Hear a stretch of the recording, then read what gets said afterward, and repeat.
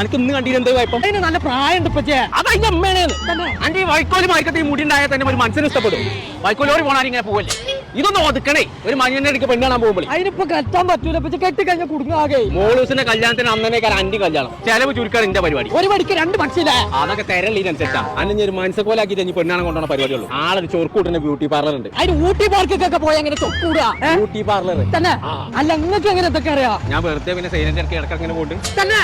അപ്പൊ കാക്ക വിളിച്ച കൊക്കാവൂലേ? ഇതാണ് ആ കൂര. പോലെ ഇവിടുന്നൊക്കെ മുടി കെട്ടണമെങ്കിൽ ആധാരം പണയം വെക്കണം പച്ചേ. ഞാൻ ഇടക്കിടക്ക് വരുന്നതാണ്. വെറും 150 ഉള്ളൂ എൻ്റെ വെട്ടാവും. അത്രയുള്ളൂ. എന്റെ തടം നിൽക്കട്ടെ. ആദ്യം ഞാനൊന്ന് ക്ലിയർ ആക്കട്ടെ. അതുവരെ ഞാൻ ഇവിടുത്തെ തേങ്ങ കാട്ടാ. ഇവിടെ ഗെയിം ഉണ്ട് എനിക്ക് കളിച്ചാൽ അവിടെ കാണിച്ചു തരാം. എവിടെ? ചാച്ചണ്ട് ആ മുട്ട ചാടുന്നില്ല പച്ചേ. മതി. ഏതൊക്കെ മുട്ട ചാടി വാ. പിന്നെ എന്റെ പച്ചീനാണ്ടോ? ഇത് ഏത്? ഇതല്ലേ കോയാക്ക് വന്നില്ല എന്റെ ഒപ്പം. എനിക്ക് ഞാൻ കാണിച്ചു തരാം.